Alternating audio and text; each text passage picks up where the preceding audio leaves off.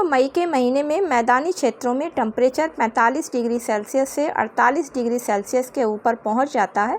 ऐसे में गमलों में लगे हुए अधिकांश पौधे खराब होने लगते हैं, लेकिन वहीं पर बहुत से ऐसे पौधे भी होते हैं जो इतने बढ़े हुए टेम्परेचर पर भी आसानी से कटिंग के द्वारा ग्रो किए जा सकते हैं।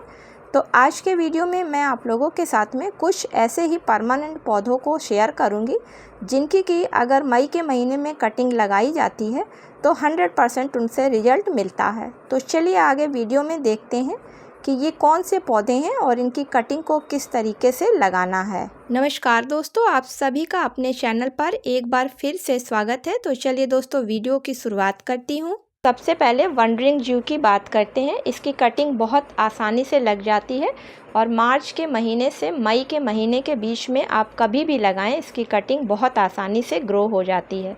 किसी के घर से भी आप इसकी अगर एक कटिंग मिल जाती है तो उसको घर में ला के लगाते हैं तो उस पर 10 से 15 दिनों में रूट आने लगती हैं।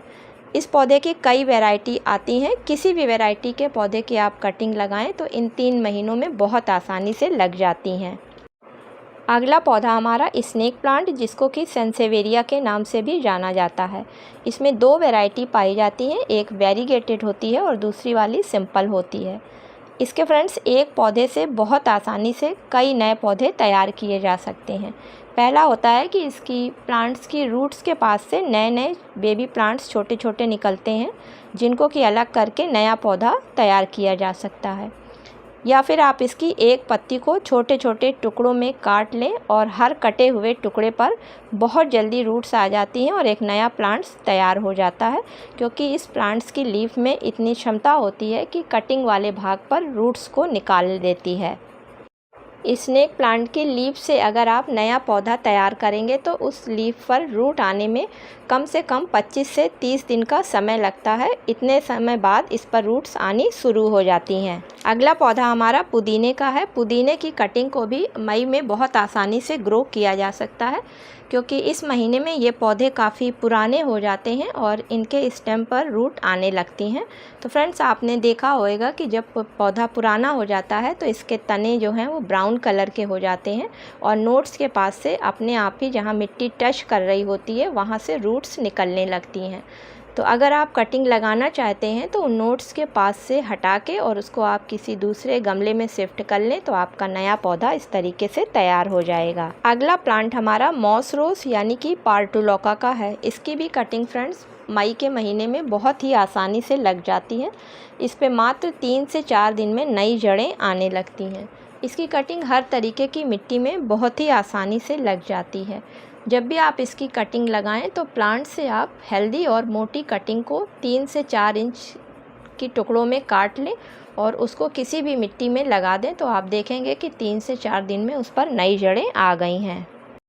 अगला प्लांट हमारा जेट प्लांट है। जेट प्लांट की कटिंग भी बहुत आसानी से मई के महीने में लग जाती है और इसकी कटिंग को लगाने के लिए अगर आप रिवर सैंड का इस्तेमाल करते हैं तो उसमें रूट्स बहुत जल्दी आ जाती हैं और इसकी कटिंग फ्रेंड्स कभी भी फेल नहीं होती है। अगला पौधा हमारा स्पाइडर प्लांट है। ये भी मई के महीने में बहुत आसानी से कटिंग से ग्रो हो जाता है और फ्रेंड्स ये पौधा काफ़ी लकी पौधा माना गया है और इस पौधे को रिबन प्लांट के नाम से भी लोग जानते हैं। इसकी पत्तियां बिल्कुल रिबन जैसी होती हैं, इसलिए लोग इसे रिबन प्लांट के नाम से जानते हैं।